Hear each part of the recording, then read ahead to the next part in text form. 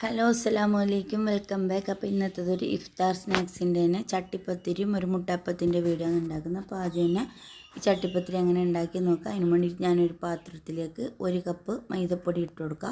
എന്നിട്ട് അതിലേക്ക് 1/2 കപ്പ് പച്ചപ്പാൽ ഒഴിച്ച് കൊടുക്കുക. എന്നിട്ട് ഒരു മുട്ടയും കൂടെ ഇട്ട് കൊടുക്കുക. അതും കൂടെ ഒഴിച്ച് കൊടുത്തതിന് ശേഷം ഞാനത് പാത്രത്തിൽ തന്നെ ആദ്യം കലക്കാമെന്ന് വിചാരിച്ചു. പിന്നെ വിചാരിച്ചു മിക്സിൻ്റെ ജാറിലാകുമ്പോൾ പെട്ടെന്ന് നമുക്ക് അടിച്ച് കിട്ടും. എന്നിട്ട് അതിലേക്ക് മിക്സിൻ്റെ ജാറിലേക്ക് ഇത് മിക്സ് ഒഴിച്ച് കൊടുത്തതിന് ശേഷം അതിലേക്ക് ആവശ്യത്തിനുള്ള ഉപ്പും 1 കപ്പ് വെള്ളം കൂടെ ചേർത്തിട്ട് ഇത്രയും കട്ടിയിൽ അരച്ചെടുക്കുക. എന്നിട്ട് ഇത് നമുക്ക് ഓരോരോ ദോശയായിട്ട് ഇങ്ങനെ ചുട്ടെടുക്കുക. ഞാൻ 5 ദോശയാണ് ചുട്ടെടുത്തിട്ടുള്ളത്. അപ്പോൾ അങ്ങനെ മാറ്റി വെച്ചിട്ടുണ്ട്.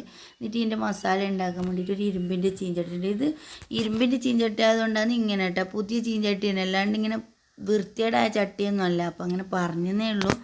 അപ്പം ചട്ടി വെച്ച് ഓയിൽ ഒഴിച്ച് കൊടുത്തതിന് ശേഷം അതിലേക്ക് ഒരു മീഡിയം സവാള ഇട്ട് കൊടുക്കുക, ചെറുതായിട്ട് മുറിച്ചതും, 1/2 ടീസ്പൂൺ ഇഞ്ചി വെളുത്തുള്ളി പേസ്റ്റ്, കുറച്ച് ഗരം മസാലപ്പൊടി, 1 ടീസ്പൂൺ മുളക് പൊടി, 1 ടീസ്പൂൺ മല്ലിപ്പൊടി, 1/2 ടീസ്പൂൺ മഞ്ഞൾപ്പൊടി. ഇതെല്ലാം ഇട്ടതിന് ശേഷം ഞാനിങ്ങനെ ചിക്കൻ മഞ്ഞൾപ്പൊടി ഉപ്പും കൂടെ ചേർത്തിട്ട് ചെറുതായിട്ടൊന്ന് വേവിച്ചെടുത്തിട്ടുണ്ടായിരുന്നു. അതിനെ മിക്സിൻ്റെ ജാറിലിട്ട് കൊടുത്തിട്ട് അതും കൂടെ ആ മസാലയിലിട്ട് കൊടുത്ത് അതും കൂടെ മൂപ്പിച്ച് മാറ്റി വെക്കുക. എന്നിട്ട് അതിന് ശേഷം 4 മുട്ട പൊട്ടിച്ച് വെച്ചിട്ട് അതിലേക്ക് 1 കപ്പ് പാലും കുറച്ച് ഉപ്പും കൂടെ ചേർത്ത് കലക്കിയതിന് ശേഷം അതും മാറ്റി വെക്കുക.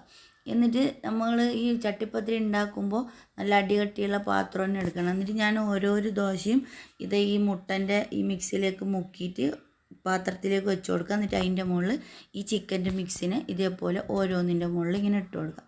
അപ്പോൾ ഞാൻ 5 എണ്ണത്തിൻ്റെ മുകളിൽ ഇതേപോലെ മുക്കിയിട്ടായിട്ട് ഇങ്ങനെ ഇട്ട് കൊടുക്കുന്നുണ്ട്.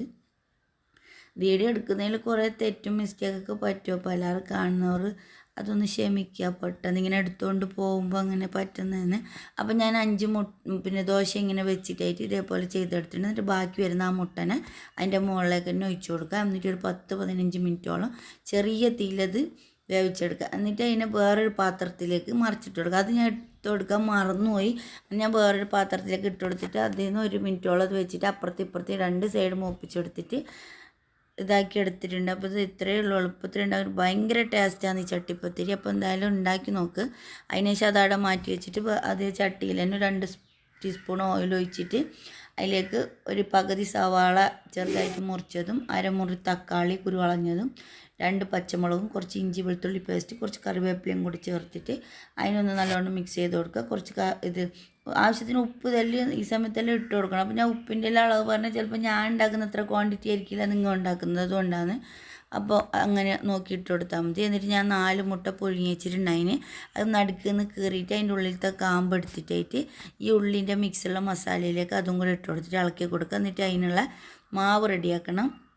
അതിന് വേണ്ടിയിട്ട് ഒരു പാത്രത്തിലേക്ക് 1 കപ്പ് മൈദപ്പൊടി ഇട്ട് കൊടുക്കുക, 1/2 ടീസ്പൂണോളം മഞ്ഞൾപ്പൊടി, ആവശ്യത്തിനുള്ള ഉപ്പ്, 1/2 കപ്പ് വെള്ളം കൂടി വെച്ചിട്ട് അത് കലക്കിയിട്ട് ഇത്രയും കട്ടിക്ക് വെക്കണം. അങ്ങനെ അതും കൂടെ വെച്ചിട്ട് ഈ മുട്ടൻ്റെ മിക്സ് ഉണ്ടല്ലോ, അത് ഈ മുട്ടൻ്റെ ഉള്ളിലേക്ക് ആ കാമ്പ് വന്ന ഭാഗത്തേക്ക് നമുക്ക് ഫില്ല് ചെയ്ത് കൊടുക്കാം. എന്നിട്ട് അതും മാറ്റി വെച്ചതിന് ശേഷം ഇത് പൊരിക്കാനുള്ള ഓയിലിലേക്ക് ചൂടായതിനു ശേഷം ഒരു 1/4 ടീസ്പൂണോളം മഞ്ഞൾപ്പൊടി ഇട്ടിട്ട് കലക്കുക. എന്തായാലും ഈ മുട്ടപ്പം ഉണ്ടാക്കുമ്പോൾ പൊട്ടിത്തെറിക്കും, അപ്പോൾ സൂക്ഷിച്ചിട്ട് തന്നെ ഇടണം. അങ്ങനെയാണ്, അതുകൊണ്ടാണ്. അപ്പം മഞ്ഞൾപ്പൊടി ഇടുമ്പോൾ അത് അത്ര പൊട്ടുന്നില്ല, അതുകൊണ്ടാണ്. അപ്പോൾ ഞാൻ 5 ഇത് മുട്ടൻ്റെ 5, 6, 7 എണ്ണമാണ് ഞാൻ എടുത്തത്. 4 മുട്ടക്ക് 8 അപ്പം കിട്ടുന്നുണ്ട്. 1 മുട്ട പൊട്ടിയോണ്ട് 7 എണ്ണം. അങ്ങനെ അതിനെ ഇട്ട് കൊടുത്തിട്ട് അതും കൂടെ ഒന്ന് പൊരിച്ചെടുക്കുന്നുണ്ട്. എന്നിട്ട് അതിനെ തിരിച്ചു മറിച്ച് ഇട്ട് കൊടുത്തിട്ട് അതും കൂടെ പൊരിച്ചെടുക്കുക. എളുപ്പത്തിൽ ഉണ്ടാക്കിയതാണ്. അപ്പോൾ വീഡിയോ ഇഷ്ടമെങ്കിൽ ലൈക്ക് ചെയ്യുക, ഷെയർ ചെയ്യുക, സപ്പോർട്ട് ചെയ്യുക, സബ്സ്ക്രൈബ് ചെയ്യുക. അസ്സലാമു അലൈക്കും വറഹ്മത്തുള്ളാഹി.